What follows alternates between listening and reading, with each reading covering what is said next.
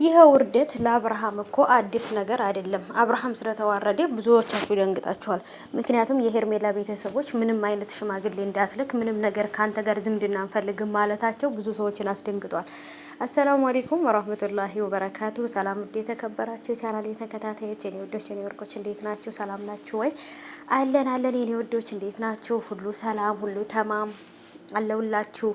የሄርሜላ ቤተሰቦች ደግሞ ኮሜንት ላይ እየመጣችሁ የምትንደፋደፉ የምትገላባበጡ የምትከራባበቱ ተረጋጉ፣ እግራችሁ እንዳይሰበር። ምክንያቱም ያው እግራችሁ ከተሰበረ ትንሽ ለእናንተ ስለሚያስቸግራችሁ እጃችሁም ደግሞ ኮሜንት የሚጽፍበት ምናምን ድንገት እጃችሁ አደጋ ላይ እንዳይሆን ማለት ነው፣ ወይንም ደግሞ አደጋ እንዳይደርስበት ተጠንቀቁ ማለት ነው።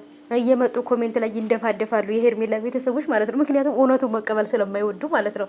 በነገራችን ላይ ወደዳችሁም ጠላችሁም እውነቱን ተቀበሉ የሄርሜላ የቤተሰቦች ማለት ነው። አም ሶ ሶሪ። ያው እኔ እንግዲህ የተፈጠረው ነገር ከመናገር ወደ ኋላ አይደለም። እናንተ ደግሞ ያን ነገር አምናችሁ መውሰድና አለመውሰድ ወይንም ደግሞ አምናችሁ መቀበልና አለመቀበል የእናንተ ፈንታ ነው። ምንም ማድረግ አልችልም ማለት ነው። እኔም ደግሞ ከመናገር ወደ ኋላ አይደለም። ምክንያቱም የሩታ ቤተሰብ ነኛ። የሩታ የደጋፊ ስለሆንኩኝ ምንም በሉ እናንተ እኔ ምንም ነገር ከማለት ወደ ኋላ አይደለም ማለት ነው። ሰምታችኋል እና ሀባይቦቼ እንግዲህ የተፈጠረው ነገር ትንሽ ብዙ ሰዎች የሚያስደነግጥ ነገር ነው። አሁንም ለአብርሃም ትልቅ ማስጠንቀቂያ ነው። ሄርሜላንም ከሀገር ለማስወጣት ቤተሰቦቿ በጣም ብዙ ጥረት እያደረጉ ነው፣ ግን ደግሞ እሷን ከሀገር ማስወጣት አልቻሉም። ምክንያቱም እሷም ግግም ብላ ከአብርሃም ውጪ ወደ ውጪ ስላለች ማለት ነው።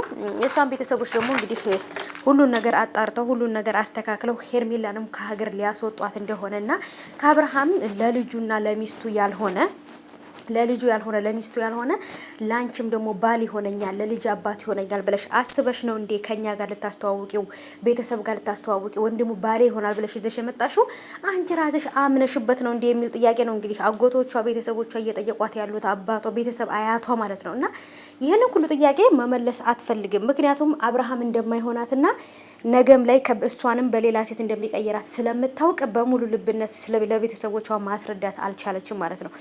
ስለዚህ ቤተሰቦቼ ምንም ማድረግ አይቻልም። በቀጣይ ምን ሊፈጠር እንደሚችል ታያላችሁ። ከባድ ነገር ይመጣል።